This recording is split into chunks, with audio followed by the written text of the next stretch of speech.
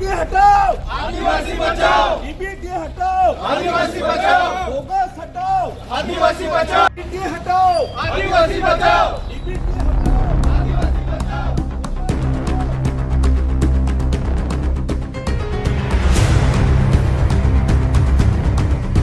महाराष्ट्राच्या पेसा क्षेत्रातील आदिवासी समाजाचे अनेक ज्वलंत प्रश्न स्वातंत्र्यापासून आजतागायत सुटलेले नसल्यामुळे आदिवासींसाठी मिनी मंत्रालय असलेले ट्रायबल ॲडव्हायझरी काउन्सिलची बैठक घेण्यात यावी यासाठी जिल्हाधिकारी कार्यालय येथे मागण्या मान्य होण्यासाठी गेल्या 26 दिवसांपासून बेमुदत धरणे आंदोलन सुरू आहे.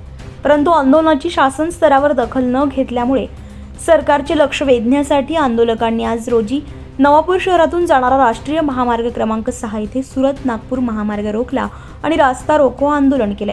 हे रास्ता रोको आंदोलन केल्यामुळे जवळपास 9 ते 10 किलोमीटरपर्यंत वाहनांच्या रांगा लागल्या होत्या. 9 ऑगस्टपर्यंत मागण्या मान्य झाल्या नाही तर 9 ऑगस्ट आदिवासी दिवशी रेल्वे रोको आंदोलन करण्यात येईल असं आंदोलकांतर्फे सांगण्यात आलंय. जिल्हा परिषदेचे सदस्य भरत गावित यांच्या नेतृत्वाखाली हे रास्ता रोको आंदोलन करण्यात आलंय. यावेळी केटी गावित, हिरामन पाडवी तसेच आंदोलक मोठ्या संख्येने उपस्थित होते. यावेळी रास्ता रोको आंदोलन 2 तास करणाऱ्यांना पोलिसांकडून अटक करण्यात आली आहे. यावेळी मोठ्या संख्येने पोलीस बंदोबस्त ठेवण्यात आला होता. नवापूर शहरातील जिल्हा परिषद सदस्य भरत गावित यांच्या कार्यालयापासून रास्ता रोको आंदोलनाला सुरुवात दुपारी 12 वाजता करण्यात आली आहे. जिल्हा परिषद सदस्य भरत गावित आणि केटी गावित तसेच आदिवासी बांधव घोषणाबाजी करत देवळफळी भागातील नॅशनल हायवे येथे रास्ता रोको केलाय. यावेळी जिल्हा परिषद सदस्य भरत गावित म्हणाले की जोपर्यंत आमच्या 20 मागण्या पूर्ण होत नाही तोपर्यंत रास्ता रोको सुरू राहील. आमच्या मागण्या आदिवासींसाठी स्वतंत्र बजेटचा कायदा पारित करण्यात यावा. पेसा कायद्याची आजतागायत काटेकोररित्या शासन स्तरावर अंमलबजावणी झालेली नसल्यामुळे भारतीय संविधानातील 5व्या अनुसूचीची विनाविलंब अंमलबजावणी करण्यात यावी. चोपडा विधानसभा आमदार सौ लता सोनवणे बोगस आदिवासी असल्यामुळे त्यांच्या विरोधामध्ये फौजदारी गुन्हा दाखल करण्यात यावा आणि विधानसभेचे सदस्यत्व तात्काळ रद्द करण्यात यावे. नंदुरबार हा आदिवासी बहुल जिल्हा असल्यामुळे आदिवासींचा तेजस्वी इतिहास जागृत ठेवण्यासाठी नंदुरबार येथील वैद्यकीय महाविद्यालयाला आदिवासी क्रांतिकारक करजण सिंग उर्फ खाजा नाईक असं नाव देण्यात यावं. आदिवासी विकास विभागाच्या कर्मचाऱ्यांना देण्यात येणारे वेतन हे आदिवासींच्या विकासाच्या बजेटमधून न देता महाराष्ट्रातील शासकीय आणि निमशासकीय कर्मचाऱ्यांना देण्यात येणाऱ्या धर्तीवर देण्यात येण्याचा लेखी आदेश पारित करण्यात यावा. महाराष्ट्र शासनाने जनजाती, वनबंधू, वनवासी या नावाने दिलेल्या शासकीय योजनांची नावे रद्दबातल करून त्या जागी आदिवासी या शब्दाचा वापर करण्याचा आदेश पारित करावा. महाराष्ट्र शासनाने 9 ऑगस्ट विश्व आदिवासी दिवस साजरा करण्यासाठी सार्वजनिक सुट्टी देण्यात यावी आणि आदिवासी क्रांती दिवस अथवा गौरव दिवस साजरा करण्याचा शब्दप्रयोग कायमचा बंद करण्यात यावा. ट्रायबल ॲडव्हायझरी काउन्सिल अर्थात TACच्या बैठकीचे व्हिडिओ रेकॉर्डिंग आणि प्रोसिडिंगचे संपूर्ण इतिवृत्ताच्या प्रती जनहितासाठी सार्वजनिक करण्यात याव्या. महाराष्ट्र जमीन महसूल अधिनियम 1966चे कलम 36 आणि 36A या कायद्याची काटेकोररित्या प्रत्यक्षात अंमलबजावणी करण्यात यावी. माननीय सुप्रीम कोर्टानं बोगस आदिवासींना खऱ्या आदिवासींच्या जागा भरण्यासाठी दिलेल्या 6 जुलै 2017च्या निकालाची अंमलबजावणी करण्यात यावी.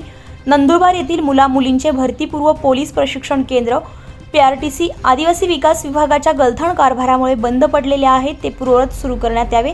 आदिवासी विद्यार्थ्यांसाठी जीवघेणी असलेले DBT योजना आणि शासकीय आश्रमशाळेची सेंट्रल किचन शेड योजना तात्काळ बंद करण्यात यावी. शासकीय आश्रमशाळेमध्ये अनेक वर्षांपासून शिक्षक आणि शिक्षकेतर कर्मचाऱ्यांची नियुक्ती पेसा कायद्यानुसार करण्यात आलेली नाही. तसेच इतर शासकीय आणि निमशासकीय विभागांतही शासन स्तरावर करण्यात आलेली नाही. त्या रिक्त जागा पेसा कायद्याचा अवलंब करून भरण्यात यावा. अनुसूचित जमातीचे वैधता आणि अवैध प्रमाणपत्र निर्गमित केलेल्या अर्जदारांची नावं सार्वजनिक करण्यात यावी. आदिवासींचा जलद गतीने विकास व्हावा त्यासाठी आदिवासी समाजाची माहिती आणि जाणकार असलेल्या अनुभवी IAS दर्जाच्या अधिकाऱ्यांची प्रकल्प अधिकारी या महत्त्वाच्या पदावर नियुक्ती करण्यात यावी आणि त्या अधिकाऱ्यांना अतिरिक्त पदाचा दुसरा प्रांत अधिकारी म्हणून महसूल विभागाचा पदभार देण्यात येऊ नयेत. नंदुरबार जिल्ह्यातील पेसा क्षेत्रात अंगीकृत असलेल्या सर्व आरोग्य सेवा संस्थांचे इंडियन पब्लिक हेल्थ स्टँडर्डच्या गाईडलाईनच्या अनुषंगानं सर्वेक्षण करावं आणि सर्वेक्षणाचा अहवाल जनतेच्या माहितीकरिता प्रसारित करावा. तसेच त्यातील त्रुटी, कर्मचारी आणि सुविधा यांचा अभाव तात्काळ दूर करून भारत सरकारच्या इंडियन पब्लिक हेल्थ स्टँडर्डमध्ये नमूद केलेल्या गाईडलाईननुसार जनतेला आरोग्य सेवा पुरवण्यात यावी. जिल्ह्यातील कुपोषण, बालमृत्यू आणि बांबू ॲम्ब्युलन्सपासून त्यामुळे कायची सुटका होईल. तसेच सदर रिक्त असलेल्या जागा या पेसा कायद्यानुसारच भरण्यात याव्या. उकाई धरणाच्या बाबतीत गुजरात आणि महाराष्ट्र राज्याच्या झालेल्या संयुक्त करारानुसार उकाई धरणातून लिफ्टद्वारे 5 TMC पाणी संपूर्ण नंदुरबार जिल्ह्याच्या शेतकऱ्यांना शेतीच्या सिंचनासाठी आणि पिण्याच्या पाण्याची उपलब्धता करून देण्यात यावी. नंदुरबार जिल्ह्यातील पाटबंधारे विभागाने शेतीच्या सिंचनासाठी अनेक वर्षांपासून ठिकठिकाणी पाणी अडवण्यासाठी बंधारे बांधलेले आहेत, परंतु पाटबंधारे विभागाच्या गचाळ आणि नियोजनशुद्ध कारभारामुळे पाटसाऱ्या मात्र काढल्या नाहीत. पाटसाऱ्या काढण्यात याव्यात आणि काही ठिकाणी बंधारे अपूर्ण अवस्थेत आहेत, ते पूर्ण करण्यात यावे. तसेच काही ठिकाणी अनेक वर्षांपासून पाईपलाईन तुटलेल्या आहेत, त्या नवीन टाकण्यात याव्यात आणि शेतकऱ्यांना शेतीच्या सिंचनासाठी पाण्याची कृत्रिम टंचाईपासून मुक्तता करण्यात यावी. नंदुरबार जिल्ह्यातील अधिकृत वन अतिक्रमण धारकांना शेती करण्यासाठी शासनानं अधिकृत प्रमाणपत्र दिली आहेत, परंतु वन विभागाकडून शेतात शासकीय योजनांद्वारे मिळणारी नवीन विहीर खणकामासाठी आणि त्या विहिरीवर शेतीच्या सिंचनासाठी विद्युत मोटार बसवण्यासाठी विद्युत पोल टाकण्यासाठी वन विभागाच्या अधिकाऱ्यांकडून ना हरकत दाखले देण्यात येत नाहीत, ते दाखले देण्यात यावेत. तसेच शेतीसाठी आंतर मशागत करण्यासाठी ट्रॅक्टरचा वापर करण्यासाठी अडथळा आणतात आणि अतिक्रमणधारकांची उभी पिके नष्ट केली जातात, त्याला कायमचा प्रतिबंध करण्यात यावा. तसेच अधिकृत वनपट्टेधारकांना राष्ट्रीयकृत बँका पीक कर्ज उपलब्ध करून देत नाही, त्यांना सुद्धा नियमानुसार पीक कर्ज उपलब्ध करून द्यावा.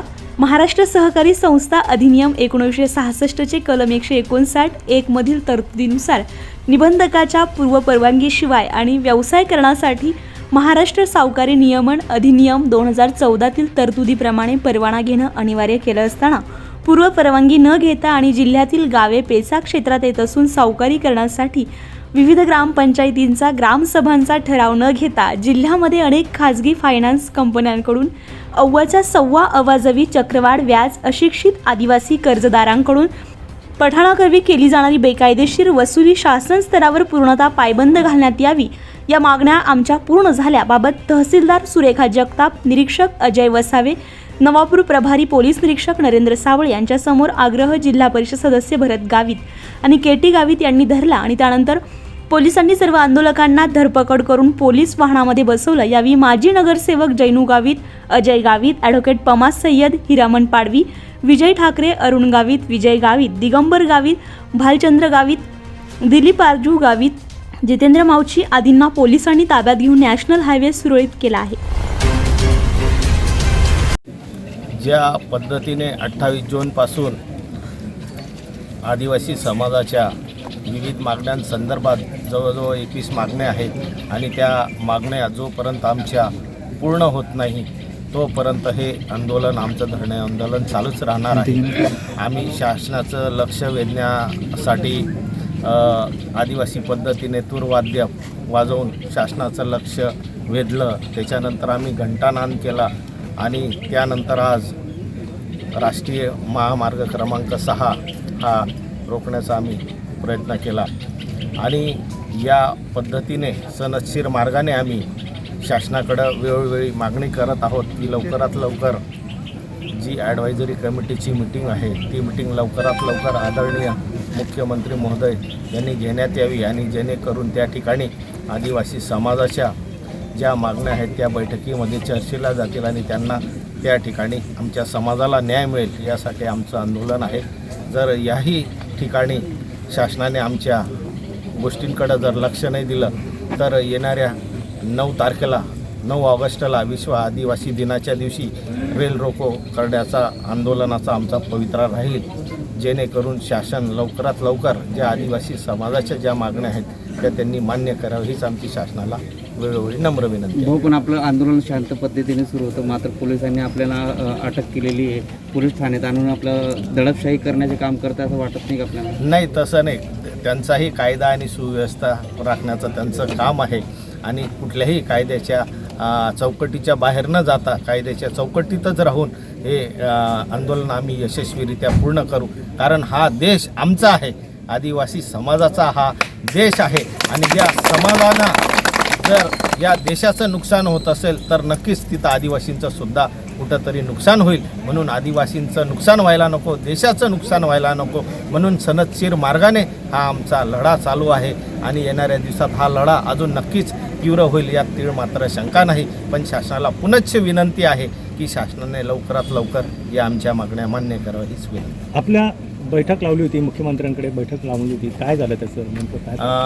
आदरणीय मुख्यमंत्री महोदयांनी त्यांना निवेदन दिलं आणि त्यांनी लवकरात लवकर मीटिंग लावू असं त्यांच्या याच्यातनं एन्डॉर्समेंट त्यांनी मारला होता, त्यांच्या पत्रावर त्यांनी सही केली होती.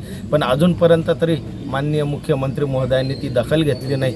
तर आपल्या मार्फत आम्ही आदरणीय मुख्यमंत्री महोदयांना विनंती करत आहोत की त्यांनी लवकरात लवकर या आदिवासी समाजाच्या विविध मागण्या आहेत त्या सोडवण्यासाठी लवकरात लवकर ती कमिटीची मीटिंग बोलवावी हीच विनंती. मागच्याच आठवड्यात राष्ट्रीय अनुसूचित जमातीचे अध्यक्ष येऊन गेले, आपल्या सदस्यांनी आपल्या आंदोलकांनी त्यांची भेट घेतली, नेमकं काय आश्वासन दिलं, काय तुमचं मागण्यांच्या संदर्भात विचार करा? आदरणीय आयोगाचे अध्यक्ष जेव्हा आले त्यांच्याशी सुद्धा विचारविनिमय झाला, त्यांना सुद्धा निवेदन दिलं आणि त्यांनी त्या पद्धतीने संबंधित जिल्हाधिकारी महोदय आणि शासनाला आणि केंद्र शासनाला माझ्याकडनं तसं माझ्या विभागाकडनं तसं पत्र जाईल आणि आपल्या समाजाच्या आदिवासी समाजाच्या या मागण्या आहेत, कारण मीही आदिवासी समाजाचा आहे आणि या ज्या समाजाच्या मागण्या आहेत त्या रास्त आहेत, त्या नक्कीच आपण पाठपुरावा करू आणि पूर्ण करू असं त्यांनी आम्हाला आश्वासन केलेलं आहे.